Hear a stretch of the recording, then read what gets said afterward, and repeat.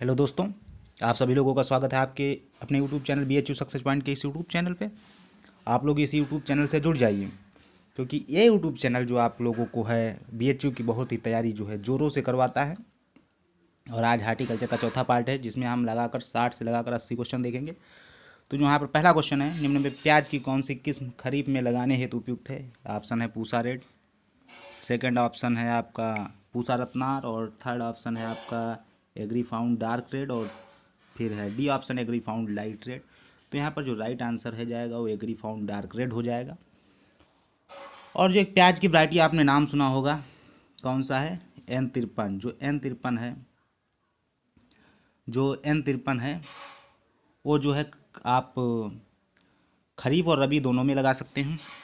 यहाँ पर second question है जो 62 नंबर क्वेश्चन रहेगा आज का। किंड फलों एवं सब्जियों में एग्जैक्टिंग तापक्रम कितना होता है? यहाँ पर जो आपके लिए ऑप्शन है 70 से 72 डिग्री सेंटीग्रेड, 80 से 82, 90 से 920, 100 से 1020। तो यहाँ पर जो राइट आंसर वो आपका हो जाएगा 80 से 82 डिग्री सेंटीग्रेड। जो किंड फलों एवं सब्जियों को एग्जैक्टिंग तापक्रम होता है, जो एक क्लियर टेम्परेचर्स होता है, वो आपका 80 से कितना होता है? 82 होता है। 80 से 82 होता है। फिर यहाँ पर जो वनस्पतिक रूप से अनानास जो है उसका फल का जो प्रकार है वो क्या है? यहाँ पर ऑप्शन है आपके सोरोसिस, ऑप्शन है ब्लास्टा, ऑप्शन है बेरी, ऑप्शन है पोम। तो जो अनानास है वो ब्लास्टा प्रकार का फल है। किस प्रकार का? ब्लास्टा। जो अधिकतर जो फल होते हैं, जो फ्रूट्स होते हैं, वो बेरी प्रकार के ही होते हैं। ठीक है, इस चीज़ का भी आप लोग ध्यान रखना है। आपको कहीं पर जैसे तुक्का मारना हो तो आप ज़्यादातर बेरी पर ही लगाइए, क्योंकि बहुत ही फल बेरी प्रकार के होते हैं। सेकंड क्वेश्चन है, फोर्थ क्वेश्चन आज का 64 नंबर। सब्जियों में ग्रीन हाउस खेती का जो मुख्य उद्देश्य होता है वो क्या है? पहले आप जान लेंगे कि जो ग्रीन हाउस पद्धति है ये क्या है। यहाँ पर ऑप्शन है अगेती उपज प्राप्त करना, बेमौसमी और फसल रोगों से बचाना, फसलों को अधिक वर्षा से बचाना। तो आप लोग आज को हम बताएंगे ग्रीन हाउस पद्धति होती क्या है। जैसे हमको ग्रीन हाउस पद्धति वही होती है बेमौसमी उत्पादन करना, मतलब जैसे रबी की फसल है उगाना है खरीफ में, और हमको ग्रीन हाउस पद्धति से उसको हम आसानी से उगा सकते हैं। जैसे जैसे रबी की फसल है उगाना है खरीफ में, तो कैसे उगाएंगे? ग्रीन हाउस पद्धति से उगाएंगे। इसमें जो होता है आर्टिफिशियल तरीके से जो रबी की फसल उगाएंगे खरीफ में, तो रबी जैसा जो मौसम है वो खरीफ में मिल जाएगा आर्टिफिशियल तरीके से, आर्टिफिशियल पद्धति से, आर्टिफिशियल कृत्रिम विधि जिसे हम कहते हैं, मानव निर्मित विधि, उस तरीके से जो होता है रबी वाला जो टेम्परेचर है वो खरीफ में दिया जाता है। तो आप इस तरीके से आप कर सकते हैं। तो इसका जो राइट आंसर हो जाएगा बेमौसम उत्पादन करना। वही जैसे रबी का मौसम है उगा रहे हो खरीफ में, तो वही मतलब है बेमौसम उत्पादन करना। तो आप लोग इस तरीके से आप लोग सब्जियों की जो ग्रीन हाउस खेती है वो आप आसानी से कर सकते हैं। बात करें यहाँ पर जो लोहे का प्रचुरतम स्रोत है, जिसमें लोहा बहुत ही ज़्यादा मात्रा में पाया जाता है, वो कौन सा है?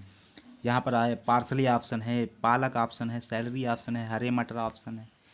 जो यहाँ पर ऑप्शन है उसके आधार पर तो यहाँ स्पेनिश जो पालक है उसमें लोहा बहुत अधिक मात्रा में पाया जाता है। लेकिन बात करें एक अगर करौंदा कहीं पर मिल जाता है तो उससे ज़्यादा आप किसी में लोहा नहीं पाया जाता है। BHU सक्सेस पॉइंट के इस यूट्यूब चैनल को आप प्लीज़ सब्सक्राइब कर लें, पास में लगे बेल आइकन को प्रेस कर लें, जिससे कि आप लोगों को नोटिफिकेशन मिल जाए। आप लोगों को इस पर बहुत ही अच्छी तैयारी करेंगे, आप 100% क्वालिफाई होंगे। पपीते में जो प्रचुर मात्रा में पाया जाता है वो क्या पाया जाता है? विटामिन ए पाया जाता है, vitamin B, vitamin C, vitamin A. बात करता दें आपको, पपीते में पाया जाता है विटामिन ए, लेकिन आप लोगों को हम समझाना चाहेंगे जितने भी पीले प्रकार के फल होते हैं उसमें सभी में आपको जो है प्रचुर मात्रा में विटामिन ए मिलेगा, इसमें आप बिल्कुल नो डाउट रहें। जेली बनाने के लिए जो आदर्श फल है वो क्या होना चाहिए? जो जेली है उसके लिए जो सबसे अच्छा जो फल होता है वो कौन सा रहता है? यहाँ पर ऑप्शन है पेक्टिन और शर्करा, अम्ल और प्रोटीन, शर्करा और अम्ल, पेक्टिन और अम्ल। जो जेली है, जेली जो बनाई जाती है वो पेक्टिन और अम्ल से बनाई जाती है। उसका जो बहुत ही बढ़िया रिस्पांस है वो अमरूद है। केले की जो सेल्फ लाइफ है बढ़ाने और संग्रहण का जो उचित टेम्परेचर, सेल्फ लाइफ का मतलब होता है उसको अधिक समय तक जिंदा रखना, अधिक समय तक उसकी लाइफ बढ़ा देना, वही सेल्फ लाइफ होता है। तो उसके लिए जो टेम्परेचर होता है वो 2 से 5 डिग्री सेंटीग्रेड होता है। निम्न में कौन सा कथन सत्य है? फलों और सब्जियों को नियंत्रित वायुमंडलीय। तो यहाँ पर जो राइट आंसर है, ये बहुत ज़्यादा इंपॉर्टेंट क्वेश्चंस नहीं है आपकी परीक्षा की दृष्टि से, लेकिन इसका क्वेश्चन का राइट आंसर सामान्य वायुमंडल की तुलना में CO2 की अधिक सांद्रता बनाए रखना है, राइट आंसर। भारत में कौन से फल का उत्पादन जो है सबसे अधिक होता है? आम है, नींबू वर्गीय है, केला है, अंगूर है। बात करें भारत में तो जो सबसे ज़्यादा उत्पादन होता है वो होता है, यहाँ पर जो राइट आंसर है किस फल का जो उत्पादन है वो सबसे अधिक होता है, तो आपको बता दें केला का होता है। केला का बॉटनिकल नेम प्यूसा पैराडिसिया का होता है। और जो सबसे क्षेत्रफल की बात करें, जो क्षेत्रफल की दृष्टि से है उसकी बात करें तो आपका आम आता है। आम जो है हमारी एरिया पर सबसे ज़्यादा पाया जाता है, लेकिन उत्पादन जो है केला ही देता है। मैदानी भागों में देर से बोई गई फूलगोभी के बीजों का निर्माण नहीं होने के कारण किसकी अनुपस्थिति को इंगित करता है? मैदानी भागों में जो देर से बोई गई जो फूलगोभी होती है, क्या फूलगोभी के बीजों का निर्माण नहीं होने के कारण किसकी अनुपस्थिति? लंबे दिन व उच्च तापक्रम।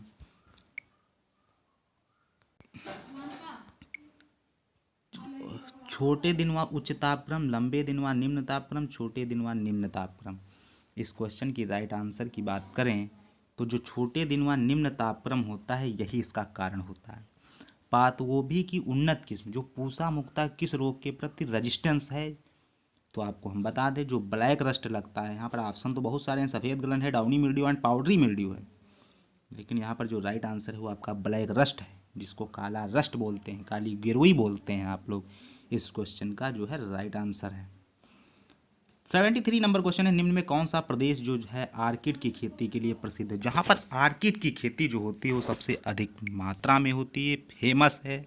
बात करें आर्किड की, ऑप्शन है हिमाचल प्रदेश एंड उत्तराखंड एंड उत्तर पूर्वी क्षेत्र एंड केरल ऑप्शन है। लेकिन बात करें यदि आर्किड